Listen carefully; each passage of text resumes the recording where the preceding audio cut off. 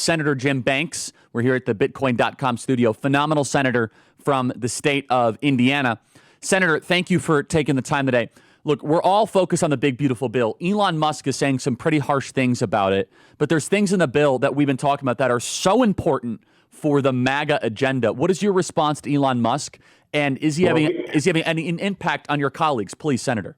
Yeah, Charlie, we've got to pass this bill. If we don't pass the Trump agenda that the American people voted for, that's exactly what we promised on the campaign trail, and it's what we're going to deliver with the bill. I understand some of the complaints about the bill. A $37 trillion national debt, we have to address it. President Trump is serious about balancing the budget, but this isn't where you do that. You do that on in the spending fights, the appropriations fights that come later in the summer. The big, beautiful bill is about keeping taxes low for the working class voters of America that elected Donald Trump. That's why we have to pass this bill ASAP. Let's talk more about the priorities here, including the Golden Dome. Why does America need a Golden Dome? And will that include defenses against a potential drone invasion by the Chinese Communist Party? We're seeing sophisticated drone technology and weaponry be used, for example, of Ukraine versus Russia. Will the Golden Dome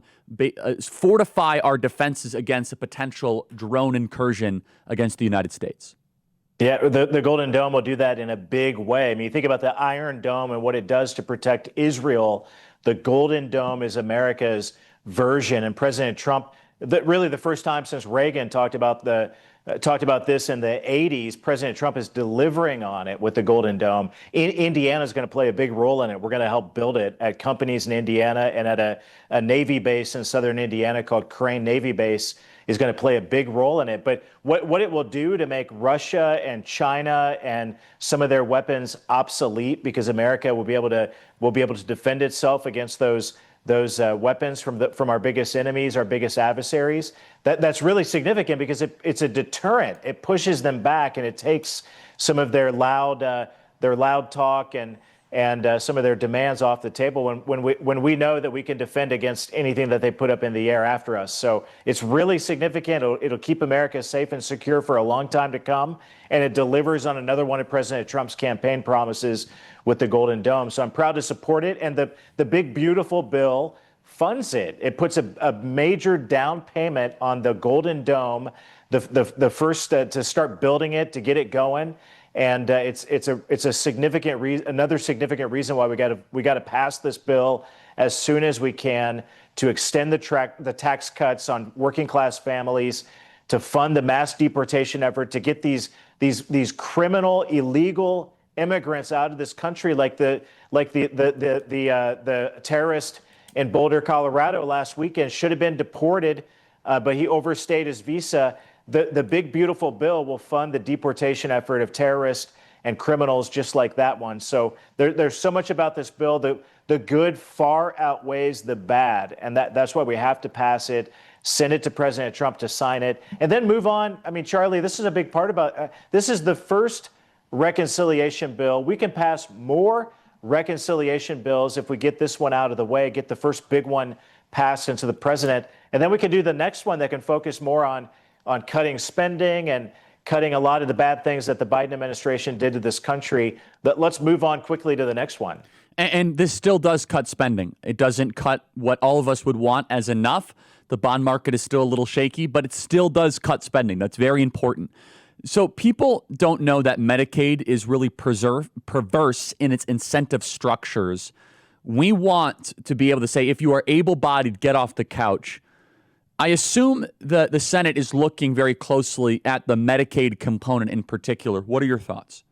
Yeah, I think this is good policy, and it's really good politics. I mean, you think about all of the estimates are somewhere between 5 and 6 million Americans who are able-bodied, who aren't taking care of a sick kid or a sick mom, but are sitting at home, not working, and still getting Medicaid. So work requirements means that those Americans will be pushed back into the workplace, and that's good for society, and that's good for those individuals. It gives them more worth and more satisfaction. It gives them a better life and a better lifestyle. So this is really good for America. And then another 1.5 million illegals who are on Medicaid who shouldn't receive Medicaid. Charlie, I think about my dad all the time. He's a retired union factory worker.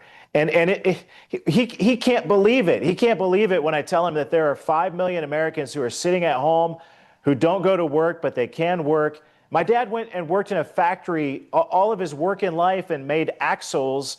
And then there are people who are sitting at home and they get a free paycheck. So there's something gross about that. There's something completely unfair about it. And work requirements on Medicaid is a big way to fix it. And it turns out it saves hundreds of billions of dollars. I think $700 billion it will save through work requirements on Medicaid over the next 10 years. That's really good policy. It's really good politics, There are too. so many other elements here. 10,000 new ICE agents, eliminates the Medicaid for illegal aliens, mandates voter ID for federal elections, stop Chinese ownership of U.S. land, revives the Keystone XL pipeline, tax breaks for adoption and large families. The deeper we go into this bill, the more good that we realize. Also, my understanding is that there's some opportunities in this bill to stop corporations from getting subsidies for taxes they didn't pay, basically bleeding U.S. taxpayers to help foreign companies. I mean, apparently there's some loophole where foreign companies are getting refunds from the federal government by using some sort of import-export scheme. Senator, can you explain this? Yeah, it's so absurd you can't explain it. I mean, when President Trump talks about America first, it means closing loopholes that subsidize foreign countries and jobs in foreign countries to the detriment of jobs in America. So this really is a America first bill. It's the one big beautiful bill that President Trump promised on the campaign trail. You listed so many good things about it, but at the end of the day, Charlie, I mean, I can't.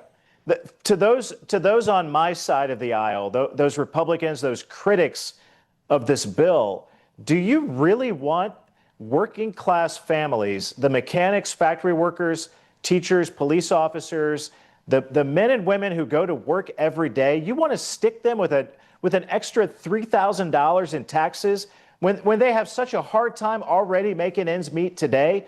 Do you really want the biggest tax hike on working class families to go into effect on our watch with our president, with a Republican majority in the House and the Senate? I can't believe there's any Republican that would be okay with that. And that's why we have to pass this bill as fast as soon as we can to send it to the president. It gets our economy going. We need to pass the big beautiful bill, period. And just to add more contextualization there, because this was in my show notes sent to me by somebody, they said apparently there was some foreign loophole where I guess cigarette companies are able to get refunds from the federal government. It ends all that. It puts American companies first. Just one of many, many accomplishments and victories.